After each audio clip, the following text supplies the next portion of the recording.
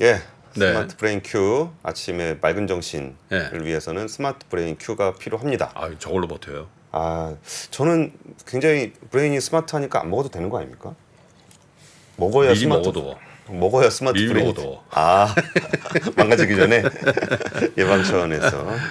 예, 이전에 그 나오셔서 촌도체가 무엇인지에 대한 얘기를 좀 상세하게 들려주셨던 분인데 이분 이제 다시 보기 쉽지 않을 수 있습니다. 네. 왜냐하면은 진정한 공부를 위해 네. 독일로 곧 떠나신다고 하는데 공부를 위해서 가시는 거예요? 그 연구를 위해서 가시는 거죠? 연구와 일을 위해서 이제 가는 네. 거죠. 예, 김기덕 박사님 모셨습니다. 어서 오세요. 안녕하십니까? 안녕하세요. 독일 어느 연구소로 가신다 그랬죠? 저는 막스 플랑크 연구소. 막스 플랑크. 같아요. 네. 야, 거기가 뭐 좋은 데잖아요. 제 이름은 들어본 것 같은데 거기가 어떤 분야가 좀 강한 연구소예요? 일단은 막스 플랑크 연구소라는 곳 자체가 예. 이제 독일 전역에서 기초과학을 연구하는 연구소고요. 근데 이제 분야마다 지역에 이제 나눠져 있습니다. 그래서 각 지역에 네. 뭐 예를 들어 제가 가는 곳은 슈투트가르트라는 아, 도시에서 슈트가르트. 뭐 고체 물리 관련된 뭐 고체 화학 관련된 연구를 하는 곳이고 뭐 다른 지역에는 또 다른 막스 플랑크 연구소가 있어서 뭐 다른 분야에 특화된 그 연구소들이 국립연구소인가요? 국립연구소. 아, 국립연구소군요. 거기 가면은 초전도체 연구도 하시는 거예요? 그쵸. 원래 제 전공이 이제 초전도체, 고온 초전도체 방막 합성이나 뭐 이런 부분들이기 때문에 가서 초전도체를 포함한 양자 물질들을 연구하게 되고 네. 있습니다. 지난번에 나오셔서 뭐 학자의 관점에서 볼 땐 초전도체는 아닌 것 같다. 아주 조심스럽게 이렇게 말씀해 주셨는데 뭐 지금 쭉 그 이후에 각종 연구기관이라든지 뭐 과학 그 저널 이런 데서 아닌 걸로 이렇게 얘기들 쭉 하고 있는 거죠. 예, 제가 이제 지난번에 나왔을 때 회의적이다, 뭐 조금 회의적이다라고 말씀을 드렸었는데, 지난번에 나왔을 때 비해서 이제 많이 회의적인 의견들이 더 많이 늘어났어요. 그리고 일단은 발견된 직후에 굉장히 약간 골드러시처럼 이제 그쵸. 연구 러시가 있었어요. 또 뭐 대중들의 관심도 있었지만 연구자들도 이제 러시가 있었는데 그 부분들이 좀 좋은 퀄리티의 연구들이 나오고 그것들이 좀 회의적인 결과를 내보내다 보니까 지금은 연구 결과가 많이 없어졌고요. 그리고 어제 아카이브, 그러니까 그 최초 연구가 이제 아카이브에 올려서 과학자들이 아카이브에다가 계속 자기가 그 관련된 연구 결과들을 올리는데 어제가 제 생각에 거의 최초로 그 LK99 관련 논문이 하나도 안 올라온 날이었던 것 같아요. 그래요? 그래서, 네. 매일 그래서 올라왔었어요? 거의 매일 뭐 몇 편씩 계속해서 이제 뭐 이거 뭐 맞다 틀리다 뭐 이제 이런 식으로 자기가 연구해서 올렸었는데 어제 제가 봤을 때 안 올라왔었어요. 그래서 근데 저희가 그 다양한 논문을 다 볼 수는 그러니까 박사님이 좀 보셨을 건데 네. 그거를 이렇게 연구하는 트렌드는 좀 어땠어요? 어떤 부분을 좀 주목하면서 그런 논문들이 좀 많이 나왔었어요? 일단은 극 초반에는 처음 며칠 동안은 일단 실험을 하기에는 너무 시간이 짧기 때문에 이론 관련 논문들이 많이 나왔었어요. 그래서 뭐 이론적으로 이게 이렇다 저렇다. 근데 사실 현재 상황에서 이론으로 가타부타 하는 거는 조금 뭐 그렇게 제가 봤을 때는 의미가 있진 않고요. 왜냐면 초전도 이론 자체도 그렇게 뭐 많이 발전이 필요한 분야이기 때문에 그래서 최근에 이제 주목을 많이 받았던 거는 막스 플랑크 연구소에서 이 시료의 퀄리티를 올리는 실험을 했어요. 그래서 이제 물리에서 어떤 실험을 하려면 시료의 퀄리티를 정말 극한까지 올려야 되는데, 그러니까 예를 들어서 저희 뭐 LK99 이제 발표한 그룹 같은 경우는 파우더 형태 시료를 이제 이렇게 프레스해서 만든 그런 시료예요. 그런 걸 다결정이라고 하는데, 이 막스 플랑크 연구소 같은 경우는 단결정 시료를 이용을 해서 이제 실험을 했어요. 그래서 사실 여기 초전도가 없다라는 결과를 냈고, 이 단결정이랑 다결정의 차이는 이렇게 생각하시면 돼요. 그러니까 다이아몬드가 단결정. 다이아몬드 저희 뭐 이만한 다이아몬드는 보통 보셨는지 모르겠는데 결혼할 때 하나씩 사주잖아요, 와이프한테. 이 정도 말고 요만한 거 사는데 요거는 이제 단결정입니다. 그래서 탄소 원자가 아주 정렬이 처음부터 끝까지 다 완벽하게 돼 있는 이제 그게 단결정 시료고, 다결정은 아까 말씀드린 이제 파우더처럼 이렇게 된 건데, 다이아몬드 분말로 만들면 전혀 광채도 없고 허연 가루거든요. 그냥. 그래서 이 물질의 물리적인 성질을 정확히 연구를 하려면 단결정을 만들어야 되는데 그 막스 플랑크 연구소에서 이제 최초로 커다란 단결정을 만들어서 연구를 했더니 이 물질의 원래 성질은 초전도가 아니고 사실 전기가 안 통하는 부도체다라는 결과가 나왔습니다. 그게 네이처에 나왔던 그게 그건가요? 그쵸. 연구 자체는 아카이브에 올렸고요. 예. 그 연구 결과를 이제 네이처에 있는 뭐 기자분이나 저자분, 작가분들이 이제 읽고 그거에 대한 리뷰를 작성을 하신 거예요. 네. 근데 이제 마침 또 가시는 연구소에서 그거를 논문을 썼네요. 네, 공교롭게도 그렇게 되어서 박사님이 네. 오다를 하신 거예요? 그쪽에다가? 아니요. 제가 오더를 한 건 아닌데. 가시는 스투트가르트 그 연구소에서 나온 거예요? 네, 사실 그 논문이 이제 저희 지도 교수님이 쓰셨더라고요. 독일 분이에요? 네, 독일 분이십니다. 그리고 그걸로 가시는 거예요, 그러니까? 뭐 그럴 계획이 있습니다. 네. 이 초전도성이 없다라는 의미를 저희는 이렇게 우리 있다 없다 얘기만 하고 있는데 그래도 박사님 모셨으니까 네. 초전도성이 없다라는 거를 뭘 어떻게 설명할 수 있어요? 초전도성이 없다는 거는 사실 뭐 검증의 관점에서 말씀을 하시는 걸까요? 아니면 뭐 학문적인 과학적인 측면에서 말씀하시는 그러니까 이게 걸까요? 초전도성이 네. 없다라고 하니까 그럼 초전도성 말고 뭐 딴 거 있나? 뭐 이런 생각도 좀 들기도 하고. 근데 그러니까 사실 이거는 있다 없다 중에서 있다가 더 중요한 케이스긴 하죠. 왜냐면 있는 케이스가 엄청 적고 초전도체라는 거는 이제 아주 작은 그룹의 물질들을 얘기를 하는 거고 그 밖은 다 없는 거니까. 근데 이 물질이 사실 초전도도 아니고 지금 이제 측정을 해본 결과 전기가 거의 통하지 않는 부도체라는 결과가 나왔어요. 그래서 그냥 유리 같은 이제 부도체라는 결과가 나와서 네. 근데 그거에 대한 그 LK99 개발진들에서는 다른 반론이나 반박이 없었습니까?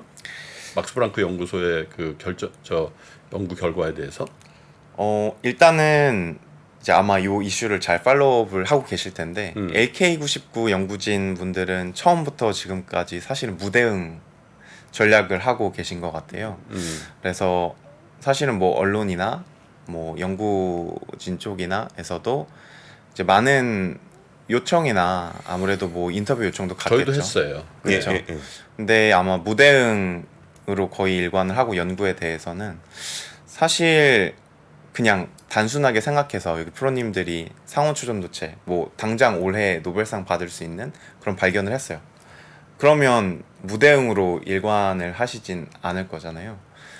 그렇죠. 자랑해야죠. 그죠, 자랑해야죠. 네. 어디든 나가서 자랑하고. 내거 딴지 걸면 싸우고. 그쵸. 그게 아니라는 걸 내가 입증해야지. 그리고 사실 그쵸. 내가 이거 만드느라고 엄청 시간이 오래 걸렸으니까. 맞아요. 이거 잠깐 와서 시비 거는 사람보다는 제가 더 준비가 잘 돼 있을 근데 거 아니에요. 그 팀의 일원이라고 해야 되나요? 김현탁 교수님이라고 왜 그 네. 미국 윌리엄스 메리에 있는 분이 한 일주일 전, 열흘 전에 이렇게 몇몇 매체하고 자기가 볼 땐 맞다고 그렇게 얘기를 해서 그때 또 한때 관심이 또 굉장히 컸단 말이죠. 그쵸. 근데 이제 김현탁 박사님 같은 경우는 사실 처음부터 이 연구에 참여를 하신 게 아니라 뭐 이제 논문이 나오는 과정에서 이론적인 부분을 이렇게 도와주신 걸로 알고 있고 실제로 실험에는 참여하지 않으신 걸로 알고 있어요. 그래서 그러니까 김현탁 박사님 같은 경우는 뭐 이론적인 부분에 있어서 어느 정도 이제 권위가 있으실 수는 있지만 사실 이 결과에 대해서 직접 실험하신 게 아니어서 아마 뭐 검증이나 이런 절차에 그 박사님의 발언이 얼마나 도움이 될지는 잘 모르겠어요. 그럼 그 LK99는 도대체 무슨 물질인 거예요? 말씀하실 때 뭐 그냥 부도체다, 유리 같은 거다. 그쵸. 그럼 그 구리랑 뭐 하다못해 구리만 하더라도 통하는데. 전기가 통하죠. 예. 근데 그렇게 생각하시면 돼요. 요 물질이 LK99가 저희가 LK99라고 부르잖아요. 그렇죠. 근데 실제 이름은 납인회석이에요. 납인회석. 인을 포함한 돌이에요, 사실. 그래서 이제 자연에도 이 인회석이라는 그 광물이 이제 존재를 하는데 거기에서 이제 특정 뭐 칼슘이라는 원소가 납으로 바뀐 그런 형태의 물질인데 사실 저희가 뭐 철광석에다가 이제 전기 저항을 재면 전기가 흐르겠죠. 근데 뭐 어떤 석영이나 뭐 이런 광물에 전기를 재려고 해서 전기가 안 흐를 수 있잖아요. 그래서 요 물질 같은 경우는 지금 합성을 해보니까 예. 전기가 잘 통하지 않는 그냥 뭐 유리나 이런 뭐 광물이나 뭐 플라스틱이나 이런 부도체인 것 같다는 게 현재는 학계에서 나온 결과입니다. 제가 좀 무식한 질문일지 모르겠는데 거기다 보니까 막 좀 뜨잖아요. 그러니까 저도 그거 여쭤보려고 그랬어요. 우리는 뜨는 네. 초전도체처럼 보인단 말이에요. 저도 사실 그거에 대해서 할 말이 좀 있어요. 네. 왜냐면 일단 절반만 뜨죠. 절반만 네, 뜨고 네. 사실 뜰 수 있는 물질들은 많아요. 뭐 자석이라던가 아니면 뭐 강한 반자성체라던가 이런 것들은 이제 자석 위에서 뜰 수 있고요. 왜냐면 저희도 뭐 자석 이 끝에다가 뭐 반대극으로 달아놓고 자석 위에 올려놓 큰 자석 위에 올려놓으면 한쪽이 뜰 거 아니에요. 예, 예. 그래서 근데 돌멩이라며 아까 돌멩이가 뜨진 않잖아요. 돌멩이도 자철석 그러니까 자성이 있는 돌멩이는 뜨죠. 예를 들어 저희가 광물 중에서도 자성을 띤 광물들이 있어요. 그래서 이제 그런 것들이 뜰 수 있고요. 그리고 제가 사실 요 실험에서 약간 할 말이 있는 게 이게 일부가 떴잖아요, 그렇죠? 예, 예. 그래서 요 부분이 이제 초전도성을 가져서 뜬 거다 한쪽이 이렇게 이제 주장을 하는데 굉장히 이거 쉽게 증명할 수 있습니다. 그럼 여기 초전도 아닌 부분은 자르면 돼요. 아, 시료를- 떠야 되는구나. 네, 잘라서 요 끝 부분만 놓으면 붕 뜨겠죠. 왜냐면 아닌 부분까지 끌어올릴 정도로 얘가 이제 초전도라고 하니까. 근데 만약에 진짜라면 그냥 실험은 굉장히 간단합니다. 그냥 잘라서 아, 그러네. 이 부분만 올려놓으면 뜰 거예요. 네. 근데 그거는 누구나 상식적으로 알고 이제 그렇게 실험을 안 해서 그게 증명이 안 됐다라는 거는 그러니까 그런 거 정도 대응할 수 있는 거라는 거죠. 뜬다면. 이게 만약에 제가 이제 제가 이제 초전도라는 걸 확신을 했다면 한쪽이 떴어요. 그럼 여기 이쪽 끝이 시료가 좀 안 좋네. 잘라내고 이쪽만 가지고 실험을 했겠죠. 반대쪽만 가지고. 근데 지금 일단 퀀텀 에너지 연구소 쪽에서는 뭐 굳이 전 세계 사람들이 와서 뭐 그렇다 말았다 얘기하는데 뭐 굳이 이걸 내가 다 대응할 필요 있냐. 지금 국제학술지에 정식 논문 내서 심사 받고 있고 뭐 심사 받고 나면은 연구성과 입구증은 될 거고 논문 심사 결과도 이러면 다음 달 나올 건데 뭐 그렇게들 뭐 급하다고 다들 이렇게 와가지고 뭐 시료 내놔라 뭐 해라 뭐 이런 데는데 그러면 이게 그 다음 달에 그 논문 심사 결과가 나오면 이게 또 다른 국면이 될 수도 있는 거예요? 이 논문 심사 결과라는 게 예. 긍정적일 수도 있고 부정적일 수도 있잖아요. 그렇죠. 이 논문이 억셉이 될 수도 있는 거고 아니면 리젝을 받을 수도 있는 거라서 사실은 뭐 어떤 결과가 되든 이거는 사실은 뭐 그렇게 논문이 억셉되고 리젝되고가 그렇게 이것의 진위를 크게 바꾸냐 저는 그렇게 생각을 하지 않고요. 사실은 어떤 제가 발견을 했을 때 특히 이런 경우는 맞는다는 걸 보이는 것보다 틀리는 걸 보이는 게 굉장히 어렵습니다. 왜냐하면 맞는 걸 보이는 거, 나도 똑같은 거 봤어. 그 다음에 저 사람도 똑같은 거 봤어. 그러면 검증 끝이에요. 근데 예를 들어 누가 못 봤어요. 이 사람도 못 봤어요. 그러면 무적의 논리가 있습니다. 너네 시료가 안 좋네. 너네 시료를 못 만들었네. 그러면 사실 안 되는 결과가 100개 나오든 1000개 나오든 10개 나오든 이건 정말 무적의 결과인 거예요. 그 다르다. 그거 아니다. 그쵸, 그거 아니다. 근데 사실 이러면 검증할 방법은 단 하나인 거죠. 그냥 시료를 제공을 해서 뭐 측정을 하면 되는데 이게 사실 20년을 연구했다고 하시는데 시료가 지금 이제 언론이나 이런 걸 보면 시료가 없어서 이제 뭐 제공이 어렵다, 또 만들어야 된다 이렇게 얘기가 나오는데 사실 20년을 연구하셨는데 시료가 없는 거는 살짝 좀 어려운 말이죠. 그러니까 믿기 힘든 말이고 그래서. 저번에도 말씀드렸지만 시료를 제공을 해서 검증하는 것 말고는 사실 이게 뭐 맞다 틀리다를 검증하기가 쉽지 않습니다. 그러면은 이슈를 이제 뭐 LK99가 네. 초전도체는 아니냐 이거는 그냥 뭐 어느 정도 가닥이 잡힌 것 같으니까 그 초전도체 연구라는 게 좀 어떤 방향성을 가지고 진행이 될지 그런 것들에 대한 얘기를 좀 여쭤보고 싶어요. 초전도체 연구는 일단은 몇 가지 갈래가 있을 수 있어요. 그래서 이런 기본적인 원리를 연구하는 거, 왜 초전도체 현상이 일어나냐, 초전도 현상이 일어나냐를 연구하는 뭐 물리학이나 화학적인 측면이 있을 거고요. 그 다음에 이제 어떻게 하면 응용을 할 수 있을지, 뭐 예를 들어 전선이나 뭐 이런 것들 만드는 분들이 있을 거고, 예. 그리고 현재 이제 새로운 응용을 찾는 분들이 있어요. 뭐 배나 아니면 비행기에 있는 이제 모터 부분들을 뭐 초전도체로 개발을 한다던가 아니면 이런 초전도체를 사실 상온이 아니더라도 잘 사용하기 위해서 냉동기를 개발을 하는 분들도 있어요. 아, 네. 그 저온에선 되니까. 그렇죠. 저온에선 되니까 이 부분을 이제 초전도체가 있는 부분을 냉동기로 그냥 냉각을 시키면 사실 사용할 수 있거든요. 그래서 이런 방향들이 있다고 할 수 있어요. 아 그래서 저 어떤 분이 그런 얘기를 하시더라고. 학문적으로 이게 긴가민가에 대해서 누가 어떻게 알겠냐. 완벽하게 증명을 하기 전까지는 논하기 어려운데 LK99를 만든 분들이 특허 추론들을 해놔가지고 그 부분을 상업적으로 경제성 있게 활용하면 되는 거 아닐까? 뭐 그런 주장을 하신 분도 있었단 말이죠. 그렇죠. 근데 상업적으로 활용을 하면 당연히 좋죠.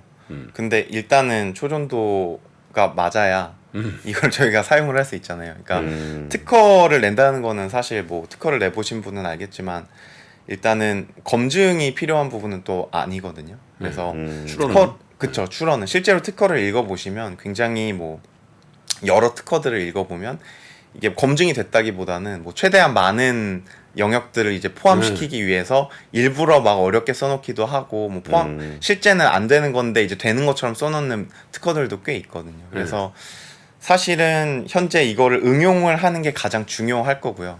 근데 그거를 위해서는 그분들이 이제 주장하시는 초전도성이 있어야 실제 저희가 제품을 만들 수 있겠죠. 예를 들어 뭐 어떤 물질이 반도체가 아닌데 반도체 소자에 넣을 수는 없잖아요. 박사님 주변에 네. 그 초전도체 주식 사냐 마냐 물어보는 사람 없어요? 엄청 많죠. 뭐라 했어요? 엄청 많습니다. 뭐라 그러셨어요?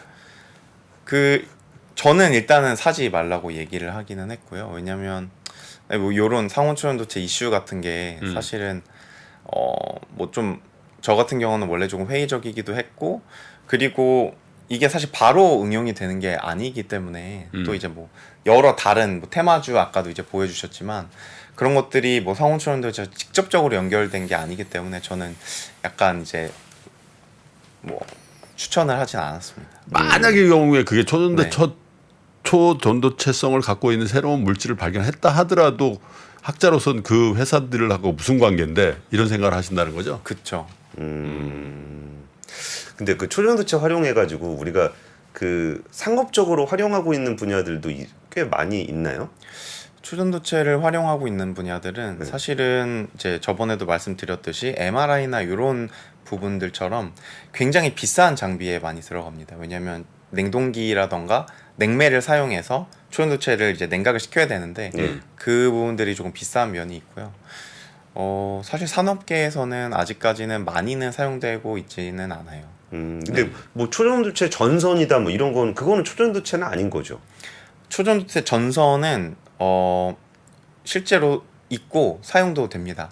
초전도체 전선은 어디에 사용이 되냐면 전자석을 만드는 데 사용이 돼요. 전자석? 그래서 저희가 이제 코일을 감으면 전선 코일을 감아서 전류를 흘리면 이제 전자석이 되잖아요. 그래서 뭐 예를 들어 전자석 가지고 막 자동차 들어서 이렇게 사용을 하는 경우도 있는데 뭐 아마 딱 붙잖아요. 그렇죠. 큰 자동차 같은 것들이.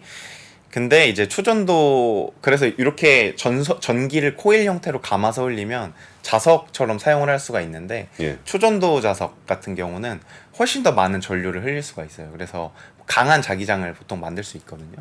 그래서 이제 강한 자기장을 만들어야 하는 그런 이제 산업의 분야에 사용을 하기 위해서 초전도 전선을 실제로 이제 만들고 뭐 판매하는 회사들도 있고요. 네. 그 전선은 초전도체로 만드는 거예요? 그쵸. 고온 초전도체라는 물질로 만듭니다. 고온 초전도체라는 게 원래 있어요? 있습니다. 네. 제 박사 그 학위에 이제 고온 초전도체 고온이라는 게 근데 말씀드린 맞아요. 몇 도라 그랬죠? 영하 200도에서 뭐 그래 영하 우리가 지금 150도 논란되는 건 상온이고 지금 우리가 지금 발견했다라고 했냐 안 했냐 이거 가지고 싸우는 건 상온 초전도체고 맞아요. 고온이 마이너스 200도라고요? 있어요. 네네. 그리고 지금 고온. 저번에 그랬잖아. 그러니까 고온 초전도체를 하고 있는 업체들이 오르는 거는 다른 입장에서는 야 상온 초전도체 하면 이건 망해야 되는 비즈니스인데 맞아요. 그런 입장이에요. 그게 고온 초전도체도 여러 가지 응용하고 있죠 지금. 그렇죠. 고온 초전도체는 뭐 아까 말씀드린 전선이나 뭐 전자석이나 아니면 뭐 이런 MRI 같은 것들도 고온 초전도체를 써서 뭐 소형화하겠다. 뭐 이런 얘기들도 있고요. 그래서 사용되고 있습니다. 아 고온이라 그래가지고 되게 뜨거운 줄 알았네. 아니, 저 옛날에 파스텔류 있잖아. 어? 저온 멀군인가 뭐 그것도 진짜가 아니고 그 몇 도 차이야 거기랑. 그거 가지고 논란을 엄청 했었지. 박사님은 어떤 걸 기대하면서 초전도체 연구를 하시게요? 무슨 마음으로 독일 가십니까? 아 저요? 네.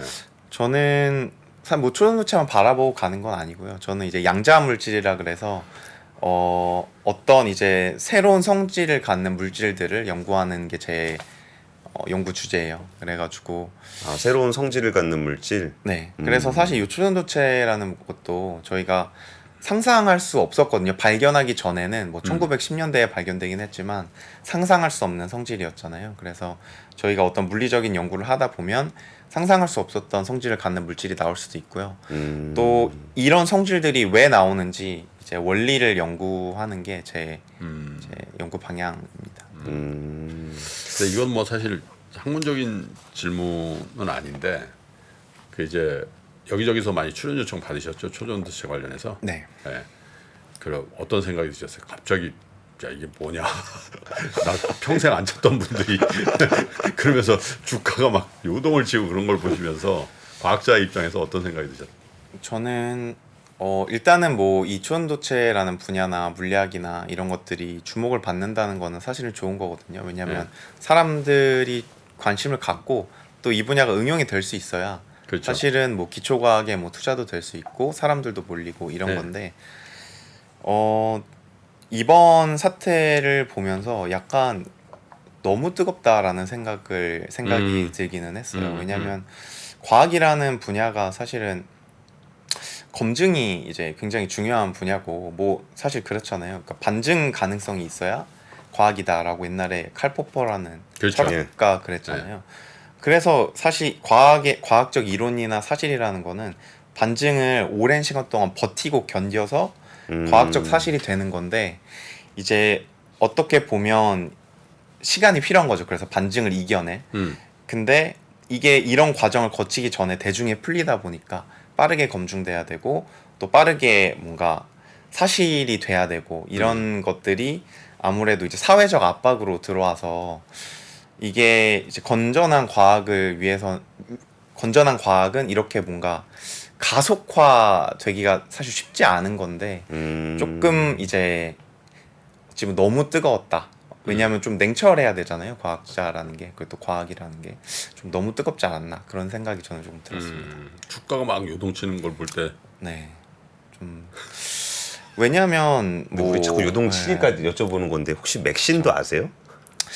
제가 원래 이제 얼마 전까지 이제 2차원 물질을 연구를 했었는데 맥신이 이제 2차원 물질이에요. 근데 2차원 물질. 네. 어떤 느낌이 저는 들었냐면 혹시 그래핀 그래핀 익숙하세요? 그러니까 그래핀하고 조금 비슷한 성질을 가질 수 있는 물질이거든요. 완전히 같은 성질은 아닌데 뭐 전기를 잘 통하고 뭐 이런 부분에 있어서 그다음에 2차원 물질이고 그런 부분에 있어서 사실 되게 비슷하게 응용이 가능한 물질이라고 생각을 하는데 물론 뭐 다른 점도 분명히 있습니다. 뭐 친수성을 갖는다던가 이런 뭔가 성질들이 있다고 지금 보고가 되고 있는데 근데 저희가 사실 그래핀도 엄청 핫했고 사실 물리학적으로는 정말 막 완벽에 가까운 꿈의 물질이다 막 물리학적으로 아름다운 물질이다라고 하거든요. 그리고 막 응용하겠다고 여기저기서 굉장히 많이 뛰어들었고 그렇죠. 근데 아직 이제 그래핀이 저희 생활에 들어오진 않았잖아요. 아직은 아직 안 쓰고 있나요? 전 용어가 되게 익숙해가지고 되게 익숙한데 그래핀. 그렇죠. 그래핀이 또 옛날에 이제 유행했던 한때 이제 유행했던 또 물질이었죠. 그래서 그런 물질이랑 좀 비슷한 군의 물질이 아닌가 저는 좀 생각을 하고 있어요. 전 그래핀 하면 스카치 테이프밖에 생각이 안 돼. 맞아요. 스카치 테이프로 붙여가지고 뭐 만들었다 그러는데. 뜯어가지고. 네. 와 그래서 그래핀에 응용해가지고 진짜 거의 정말 많은 얘기를 되게 옛날부터 들었던 것 같은데 정작 쓰는 데는 아직까지도 없다는. 아직까지 많이 쓰는 데는 없죠. 왜냐하면 정말 많이 썼다면 저희가 사실은 알았겠죠. 근데 일부 사용이 되고 있는데 아직은 연구 단계고요. 그리고 뭐 맥신이라는 물질도 이제 막 연구 단계를 뭐 논문이 발표가 되고 이런 부분이기 때문에 실제로 응용이 될 때까지는 시간이 좀 필요하지 않을까. 근데 진짜 궁금한 게 이렇게 여기도 보면 이제 왜 이제 우리 투자자들이 맥신 테마주를 만드는가 보면은 한국과학기술원 딱 이렇게 나와요. 키스트. 근데 거기에 또 무슨 센터장님이 맥신의 자기수용 특성을 표면 분자를 개발했다. 네. 근데 이제 과학자 입장에서는 이런 것들이 그냥 많이 있죠.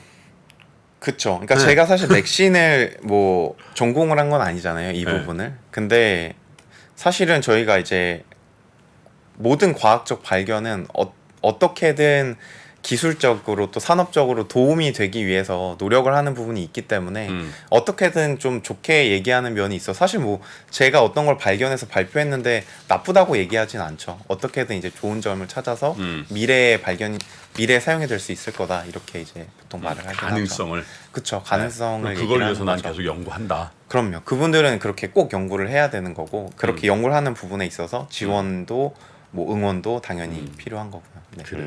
네. 맥신에 대해서는 저 완벽하게 전공이 아니시니까 저희가 여쭤보는 거는 조금 실례일 것 같아서 이 네. 정도로 하고요. 그러니까 괜히 안 그래도 좀 장 열리면은 관련해서 좀 가격도 많이 움직이고 할 건데 그러니까. 괜히 네. 그래도 한번 여쭤보고 싶었습니다. 네. 어쨌든 그 9월달에 가신다고요?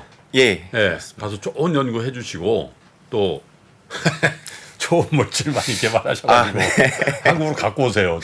네, 거기에다 알겠습니다. 놔두지 마시고. 네. 그리고 그때 가셔서 좋은 물질 개발되시면은 네, 또 아주 이렇게 첨단 소식이 있으면 저희하고 또 연결해서 화상으로도 한번 네. 연결을 알겠습니다. 해주시고요. 감사합니다. 예, 네.